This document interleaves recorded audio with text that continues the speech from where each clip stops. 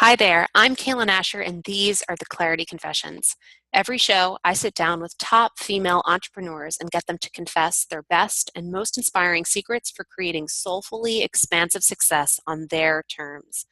If you're ready for a heaping dose of clarity, inspiration, and feel-good strategies to move you forward in life and business, get ready. It's time for our next confession. Today, we have on the show Amy Mewborn. Amy is a business strategist who helps simplify technology and automation for women business owners to make more money and have more freedom in their businesses and lives. She's a CEO, author, and has over 20 years experience as a business advisor in finance, marketing, and operations. She has worked with business owners of large organizations like Ford, Chuck E. Cheese, and Vinturi Wine Aerator, as well as new entrepreneurs and smaller business owners like all of you listening today. So we are so lucky to have Amy here with us. Hi, Amy.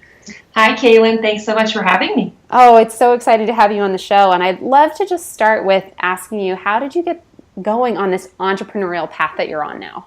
Sure. So my life prior was finance, and I spent over 15 years in finance and worked with all of these super amazing top clients. But what I kept finding is that it was a very, very male-dominated world. And I really had a passion for helping women achieve financial independence.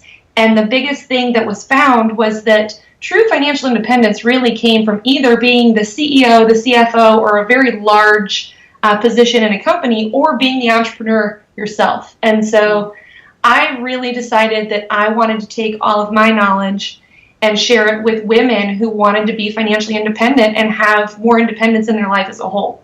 Fantastic. Yeah, I feel like so many of us enter into our businesses from something that we're desiring for ourselves. And yes.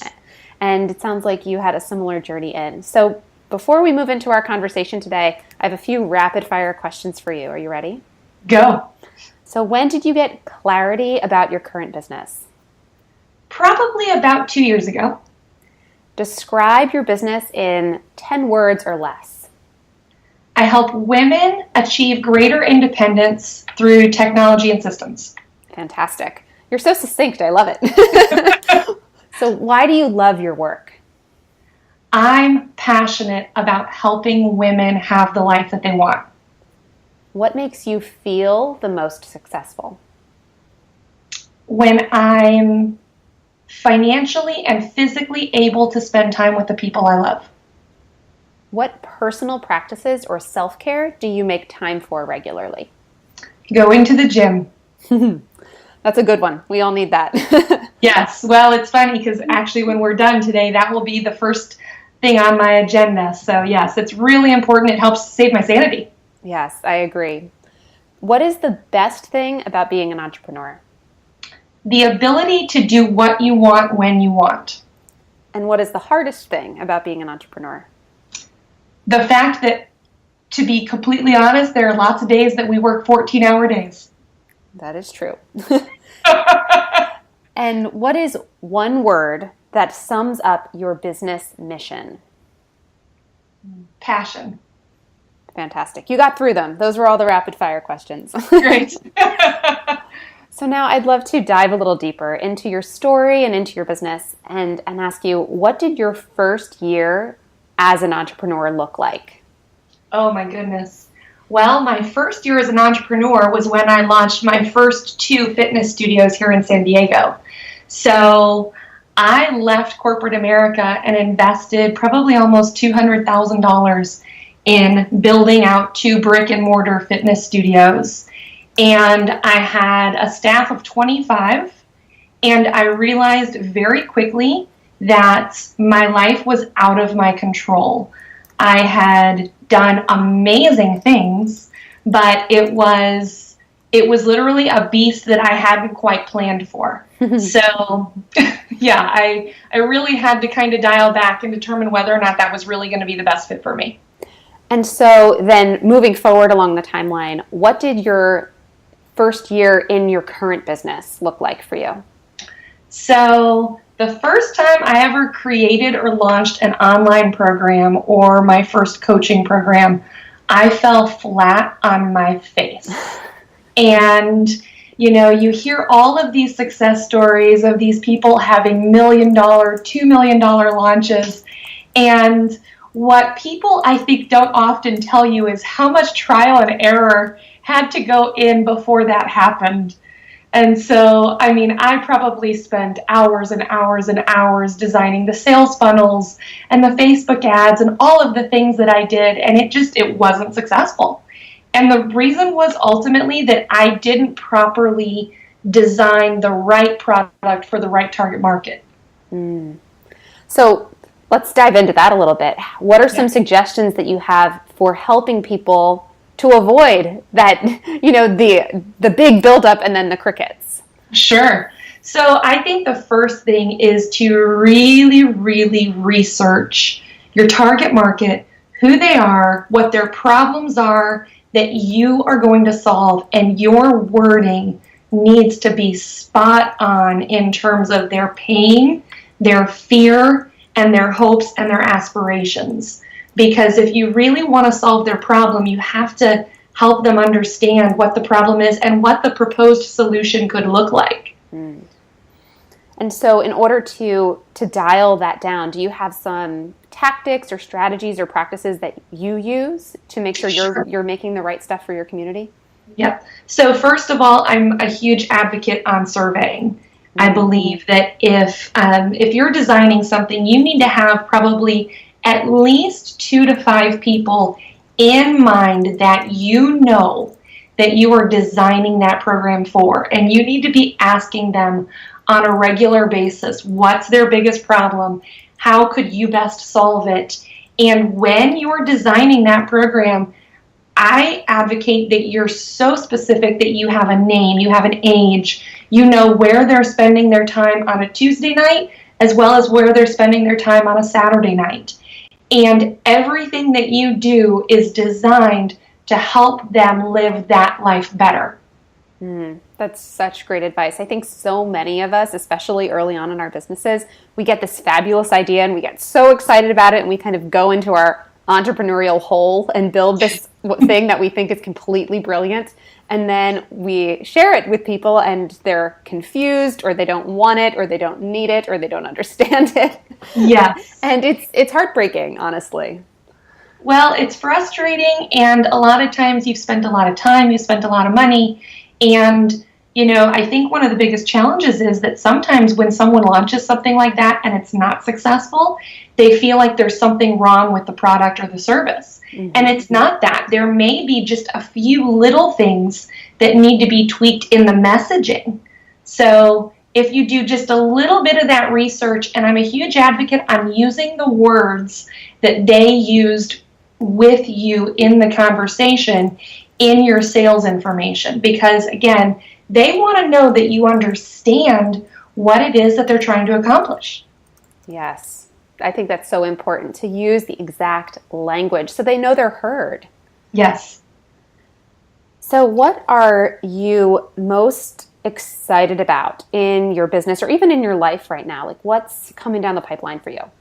Oh, goodness, there's so many things. So first of all, my husband and I are in the process of selling our home in San Diego, and it is kind of something that we're looking to go on an adventure. So I think we're going to sell it for a little while, and we're going to go and do some Airbnbs and do some world traveling and actually get to see a little bit of the world, because that's really why I get up and work every day anyway. And then the other thing is that my book just came out. It's called The Great Escape, and it's the Successful Woman's Guide to Escaping the 9 to 5, and that was launched the end of July. And then I have my new membership site, which is officially launching probably the end of September, and it's all of the things that ultimately a woman entrepreneur would need to build a successful consulting or online business. Fantastic. It's so funny. Whenever I ask this question, 9 times out of 10, the women respond with, oh, there's so many things. And it's true, because we are so into our businesses and so excited about them that we have multiple projects going on at once. And it sounds like you are in it. You are doing just that. And congratulations on the book, by the way. That's really exciting. Thank you. It was definitely an adventure. And so you mentioned this this travel that you're going to be doing and kind of embracing that entrepreneurial laptop lifestyle that I think a lot of us dream about. So are there some places specifically that you have on your list that you want to visit? Oh, goodness. So first of all, I can say that Paris is definitely on the list. I haven't been in a number of years, and so it's something that I'm looking forward to doing with my husband. Last time I went with some girlfriends. Definitely want to go do New York. Our favorite place to be is Cabo Azul in San Jose del Cabo, so we'll certainly be spending probably a couple weeks there. I feel like, I don't know about you, but I get so much clarity in my business when I take time off. Yes. And so for me, every time I start to feel overwhelmed or confused or feel like I'm lacking clarity in my business, I really have to take a day or two or longer to completely unplug and go do something that kind of feeds my creative soul or my mental soul. So I'm just looking forward to kind of stepping away for a little while, seeing some of the world, and kind of recharging for myself. It's so funny that you mentioned that, the need to step away. I actually said that exact thing to my husband today. I'm in the middle of a launch for my group program. I'm enrolling my one-on-one coaching. Everything kind of is overlapping and hitting at once. I said to him, I think it would be really nice if when this happens and, you put in all that work on the forefront, designing the emails and the funnels and all that stuff, if we just went away, if we just left for a little while and let things go on autopilot, let my team handle everything and obviously check in, but just kind of got away from it because you put in all that work and you're kind of sapped after it. You're absolutely. And the tough thing about like a group program or one-on-one is after the launch, you want to really dive in and give your members the absolute best you can. Exactly. And so that means that you need to be at your best. So I'm a huge advocate on literally disconnecting for one day every single week where people know that even for my fitness studios, I don't care if no one showed up or whatever, that's not my concern one day a week, because it's so important to be able to step in and really build a business. And in order to do that, you have to be able to think clearly. It's so true. And especially for entrepreneurs who they are their business, and your business is only going to be as good and thrive as much as you thrive. And so replenishing and doing all those self-care practices that fill you up and get you, kind of realign your mindset and make you feel really good about yourself and your business. It's such an important thing. And I think a lot of us, we put that at the end of the list thinking, oh, that's a luxury, and it's such a necessity. It's imperative. Yeah, for sure. So looking back, do you feel like there was any obstacle, like the single biggest thing that was kind of standing in your way that now looking back, you could offer some advice about, how someone else might avoid that or something they could learn from that? So there's a couple things, but I would say the two that really stand out to me that I want to make sure every woman business owner always really thinks about is, number one, you need a really good legal advisor when you first start your business. So often people go and they open an LLC with LegalZoom, and they go and they write all their own contracts and their own legal pages and disclosure pages and terms and conditions and all those things. And you never have any idea what could come back to bite you one day if you haven't done it right. So invest just a little bit of money and go find someone that will be able to help you kind of put some of those foundations in place. And then number two is, if you truly want to grow and scale, you need to have someone on your team that is helping you. I don't care if it's a single VA. I don't care if it is a person that comes in and does your filing and gets your groceries or any other number of things. It's really important that you're not trying to do everything, because otherwise you're never going to get it all done. Yes, that is such an important piece of advice to share, because it's one that I know I didn't embrace for far too long. I think a lot of us are a little bit of a control freak when it comes to our own business, and we think we're doing everything pretty well, and we're not sure anyone else can do it as well as we can. But once you get that first support person and you realize just that relief that comes with having someone who is so capable and so helpful and has your best business interest in mind and at heart, it's addicting.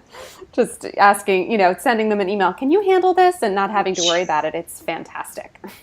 Yes, it's really, I think, the only way that you're ever going to be able to step back and be the CEO of your business and really make good decisions. Because if you're the one that's busy programming all of the emails and placing all of the Facebook ads and testing all of the links, you're going to find that it's exhausting, and you're never going to really be able to step out and decide what you need to do to grow. Such good advice. So with that theme of advice, is there anything that sticks out in your mind that came to you from a mentor or a book or anything that you gleaned along your way that is kind of stuck in your head as a really great piece of advice that you'd like to share with the listeners? So I'm an avid reader, so I would say that I've learned so many amazing things from books. One of my favorite business books is Delivering Happiness by Tony Hsieh, and he is the CEO of Zappos. And one of the things that he talked about was Zappos builds the largest portion of their marketing budget into delivering great customer service. And his philosophy on that is this, that it takes, they say, 7 to 12 times more money and time to get a new customer than to retain an existing customer. So if you deliver great service and your people are continually working with you, buying from you, referring you, then all of a sudden your marketing budget can go a whole lot further than if you're just trying to go and get one client at a time and you meet their need and then you move on, and then you meet their need and you move on. That's so important, because I think a lot of us in our businesses, we're constantly thinking about, and it's important to do so, procuring new business. And it can be so easy that you get a client, it's like, yay, I got a client, and then on to the next. But I know in my business, and I'm sure you've seen it in your own, that I've got a lot of repeat buyers in my business, and it's high-end stuff that these people are investing in again and again. But because of that, and because of that intimate experience that we've shared together, there's a connection and a real relationship that's formed, and it's so much more comfortable for them and so much more helpful for them to stay with someone who knows them and their business. And so I always make sure that I'm keep in touch with past clients and never dismiss them as kind of a dead end. Completely agree. Yeah. So this has been a fantastic conversation. I take notes as we go, so I make sure I can kind of pull out some of the key nuggets from our conversation. And I have so many bullet points, it's ridiculous. So just before we wrap things up here, I'd love for you to share where the listeners can find you and connect with you. Sure. So you can find me on pretty much any social media, and it's Amy Mewborn. So Twitter, Instagram, any of the above, and it's AMY, M as in Mary, EWBORN. Or you can go to my website, and I offer all kinds of freebies. If you go to amymewborn.com/free, then you can get access to a whole bunch of business building tools. Wonderful. Amy, thank you so much for being here, sharing your insights, sharing your wisdom, and sharing your story. I really appreciate it. Thanks, Cailen. It was a blast. Take care. Bye. Thanks. Bye-bye. Hey ladies, I am back, and I have got something super exciting to share with you. After enjoying a beautiful, soulful maternity leave with my new baby girl, my 2-year-old daughter, and my husband, I am again reopening the doors for one-on-one coaching. I'm taking on a very small handful of select one-on-one clients, 4 clients to be exact, for summer coaching sessions, and I wanted you to be the first to know. So if you are ready to partner with a coach who can help you transform your big vision into a clear plan of strategic, feel-good action and create success on your terms, I want to hear from you, and I would love to explore working together this summer to set you up for a fantastic fourth quarter and unprecedented 2018. So if that sounds good, you can apply now at cailenascher.com/summer sessions.